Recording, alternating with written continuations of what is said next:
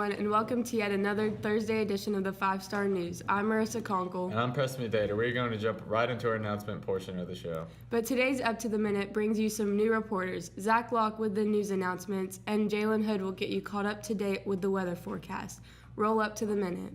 Hello everyone, welcome back to Up to the Minute. I'm Zach Locke. Starting Friday, the track team will leave for sectionals. The event starts on Saturday. Next up, starting today, the EOCs will begin, starting with the English exam. Study hard. Lastly, graduation is right around the corner, so make sure you pay all of your fees. Now to Jalen with the weather. Hello everyone, I'm Jalen Hood with your weather. Today, tomorrow, and Saturday, there will be scattered thunderstorms, so make sure to wear your rain jackets, rain boots, umbrellas, anything. Sunday will be partially cloudy, and Monday it will be sunny, super sunny. And back to the anchors for your news.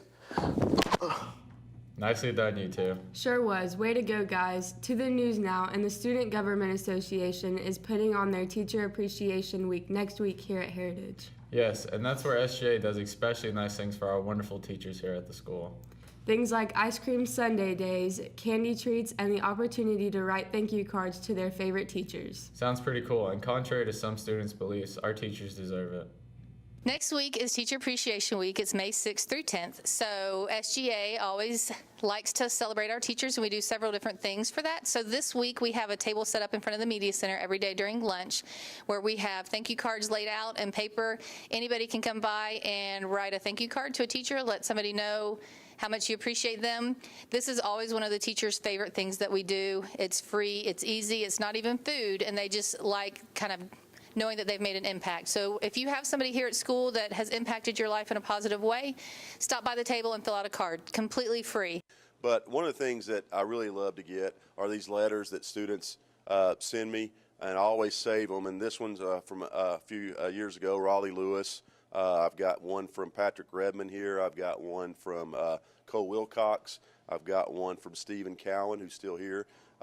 So I get a lot of stuff. Maya Jafar here, some really cool students that I had in my class that are thanking me for some of the things that we got to do in class together. So it means a lot to me as a teacher to get that from these students like you.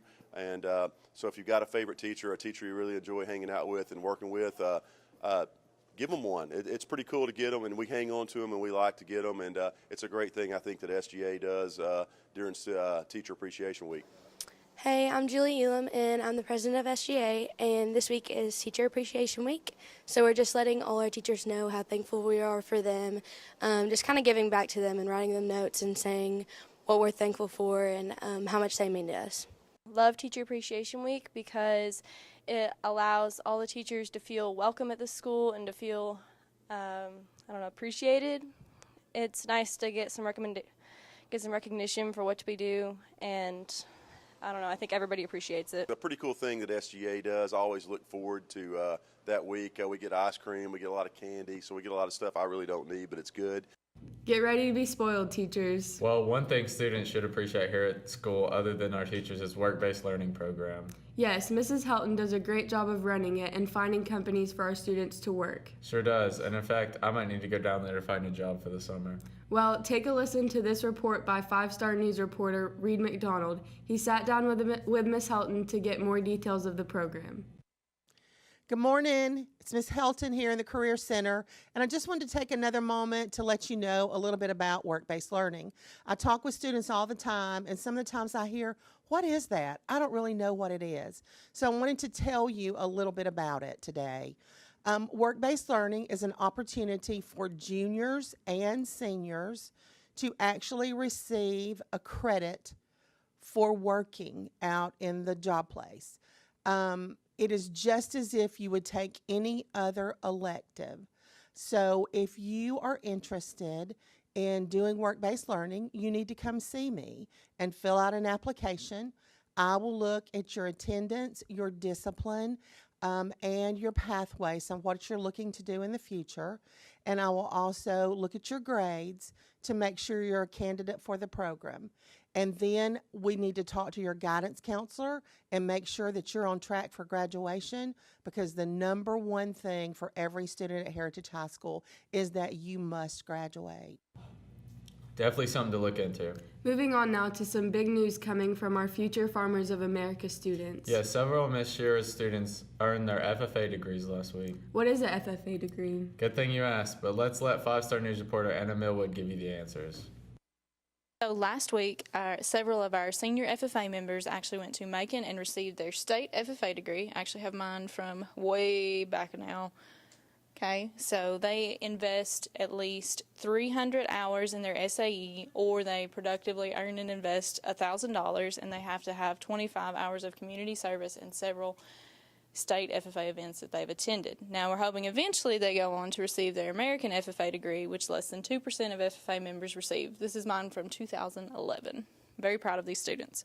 All right, so this past weekend we traveled down to Macon to the state FFA convention, and 4 of our students from our chapters received their state FFA degree, which is the highest degree you can get as a Georgia FFA member. The next highest is the American degree at the national level, but the state degree consists of having 300 unpaid SAE hours, which is a big project you do over your high school career, and then also 25 community service hours. So with all those hours put together in an application, you can earn your state degree, which is a charm that you can wear on your FFA jacket. So you receive that at the convention. And also from your hours in your project, you can apply for a proficiency, which 2 of our graduated students did this year, Isabel Hill and Nicholas Moore. Congratulations, guys and girls. Good job.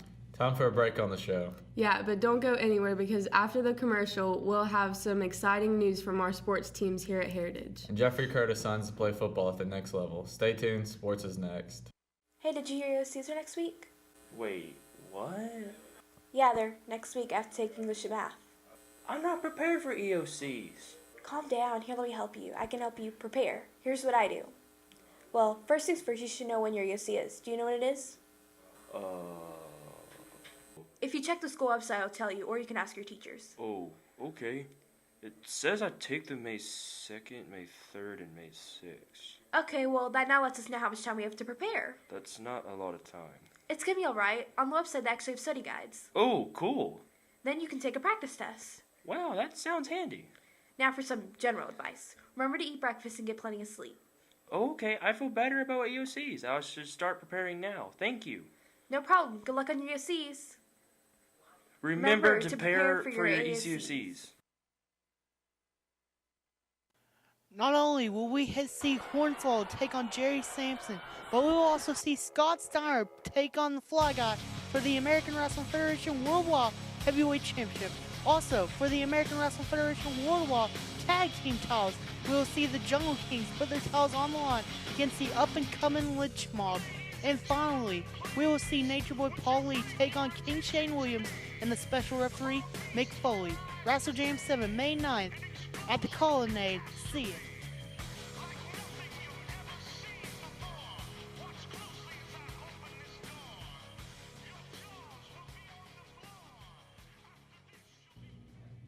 Hey everyone, and welcome back to sports. I'm Owen Perard. And I'm Clint Pettis, and we're here to be catching you guys up on your most recent HHS sports action. That's right, Clint. So let's get you started off with our girls soccer team. The girls defeated Denmark last week, which advanced them to the Sweet 16 of the Georgia State playoffs, where they hosted Oconee County yesterday. Were they able to get it done? Here's your 5-star sports reporter, Kayla Cumbie, with your recap of the match. Okay. Yesterday we played Oconee County in the second round of state, and we won 2-0, and Bailey Needham scored the first goal, and then Anna scored the second goal in the second half. And it was a really exciting win. Yesterday we played Oconee County in the second round of the state finals, and we beat them in the middle. Our offense did a really good job of getting past their defense, and our defense did a really good job of holding off their offense. There were some bad calls on the refs, but we played through it and ended up getting a win. We will play Tuesday at home against Columbus for the third round of the state finals. Great job, girls, and good luck in the Elite Eight. But now on to some other news. Heritage running back Jeffrey Curtis signed with Muskingum University on Tuesday. Great job, Jeffrey, and great choice. Here's 5-star sports reporter Marissa Conkle with your signing. Really excited about Jeff getting the opportunity to play at the next level. Jeff trained really, really hard. Definitely did a great job of developing his body. Made a lot of plays for us. Was a 1,000-yard rusher, and just wish him nothing but the best at the next level. And looking forward to seeing him get up there, make some plays, and get his degree up there. Hey guys, this is Coach David Gibson here. Just very excited for Jeffrey Curtis, who signed yesterday with Muskingum University and get a chance to play football at the next level. Jeff's a very accomplished athlete in football and wrestling, and was our school's first 1,000-yard rusher in our history, and very proud of that, and looking forward to seeing him do great things at the next level and being able to excel quickly there at Muskingum, and wishing him the best. Good look at Muskingum, Jeffrey. Now on to our last sports segment of today, the HHS Sportsmanship Award. The HHS Athletic Department accomplished a very impressive feat over the week. What is it, Clint? Well, we're going to have to keep watching to find out. Here's HHS sports reporters Haley Grant, Andrew Taunton, CJ King to catch you guys up. The Sportsmanship Award is voted on by all of the athletic directors in the region. And we just have high-character coaches here at Heritage who just display sportsmanship for the most part in every athletic event that we're competing in.